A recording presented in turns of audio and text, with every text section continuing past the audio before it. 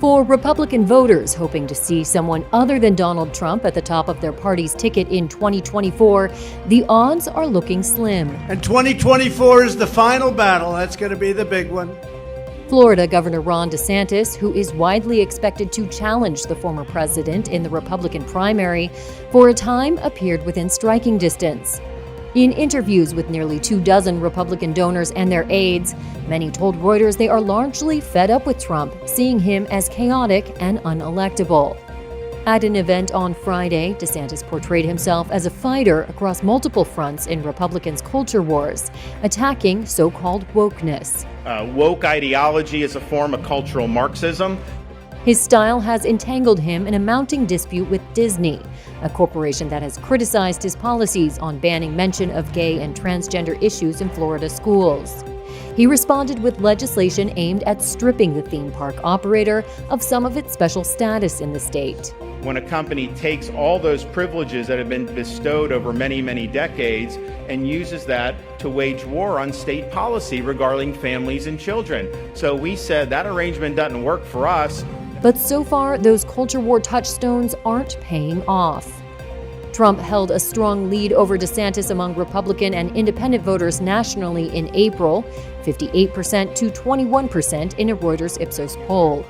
And in recent weeks, Trump has surged into a commanding lead over DeSantis in polls of Republican voters.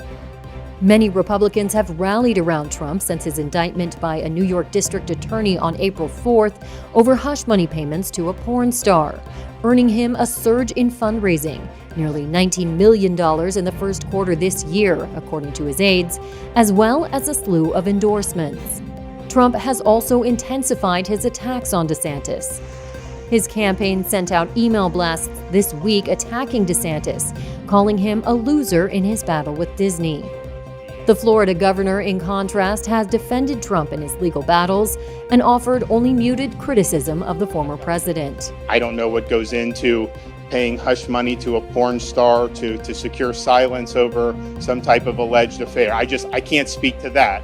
Political strategists stress that while the shine has come off DeSantis in recent weeks, it is still early in the nominating process, and DeSantis is not yet even a candidate.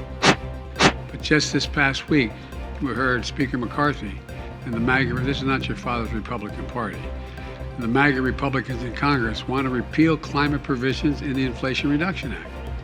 They'd rather threaten to default on the U.S. economy than get rid of some $30 billion in taxpayer subsidies, rather than get rid of $30 billion taxpayer subsidies to an oil industry that made $200 billion last year. Imagine making that choice.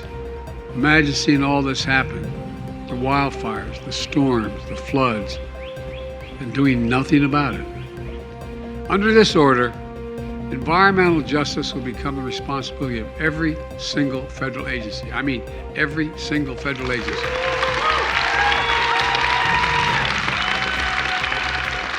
That means every federal agency must take into account environmental and health impacts on communities and the work to prevent those negative impacts.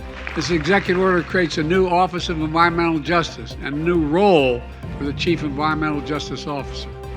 They're going to coordinate. They will coordinate all our efforts across government to make sure we're delivering the greatest possible benefits to people's lives. Executive order revitalizing our nation's commitment to environmental justice for all. Great day. Speaker is recognized. A food fight in Washington could have a major impact on hungry Americans. Republicans in Congress are seeking to narrow access to food assistance as food banks across the U.S. are straining to meet spiking demand. This as high food costs and shrinking federal benefits drive scores of Americans to depend on free groceries. House Speaker Kevin McCarthy unveiled a proposal this week to shrink federal spending as lawmakers debate raising the country's borrowing limit or so-called debt ceiling. The measure includes an expansion of work requirements for the Supplemental Nutrition Assistance Program, or SNAP, the largest federal food aid program. That could lower program costs. Right now, there are more job openings than people looking for work. In part because the Biden administration has weakened some of the very work requirements that then Senator Joe Biden previously supported. Our plan ensures adults without dependents earn a paycheck and learn new skills.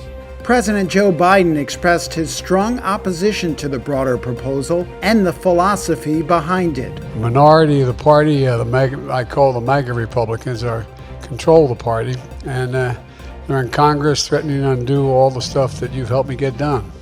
That's why I'm here today, because you and the American people should know about the competing economic visions of the country that are really at stake right now.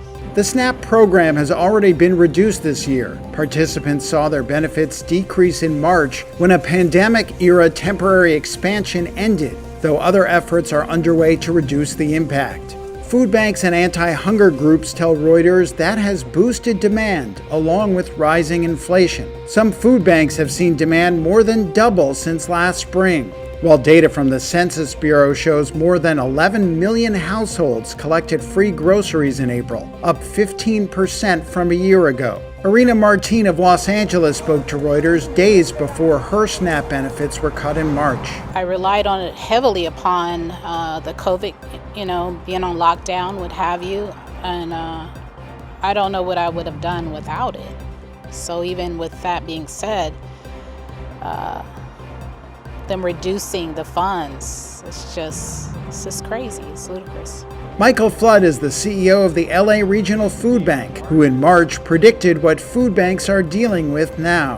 Decrease in benefits, in the SNAP benefits, is going to hit families and individuals at a time where food prices have increased 10% over the last year. So that's going to put more pressure on food banks and our partner agency network to provide food, because these are already families and people struggling to meet all of their basic needs. So we're kind of holding on for another increase in the demand for food. Biden had pledged to end hunger in the U.S. by 2030. And I have to take on a company like Disney. A corporatist would say that you have to give Disney everything at once. Well, in reality, Disney was enjoying unprecedented privileges and subsidies. They controlled their own government in Central Florida. They were exempt from laws that virtually everybody else had to follow. They had great tax breaks. They were even able to rack up debt. No single entity or individual in the state of Florida enjoyed such privileges. And that's not good government, that's not free enterprise, but it's certainly even worse when a company takes all those privileges that have been bestowed over many, many decades and uses that to wage war on state policy regarding families and children. So we said that arrangement doesn't work for us. That self-governing status is gone, and that's exactly what we did. Britain's Deputy Prime Minister has resigned after an investigation into complaints he bullied colleagues. The latest scandal to force out one of Rishi Sunak's top ministers. Dominic Raab quit on Friday, in a major embarrassment to the Prime Minister, who entered Downing Street last October, promising a government of integrity. He was the third senior minister in 6 months to resign over their personal conduct. Raab's departure comes just 2 weeks ahead of English local council elections, where Sunak's Conservatives are predicted to fare badly. Sunak's government follows the scandal-ridden tenure of Boris Johnson and the chaotic economic policies that brought down Liz Truss in less than 2 months. Does he think more bullies will be brought to justice?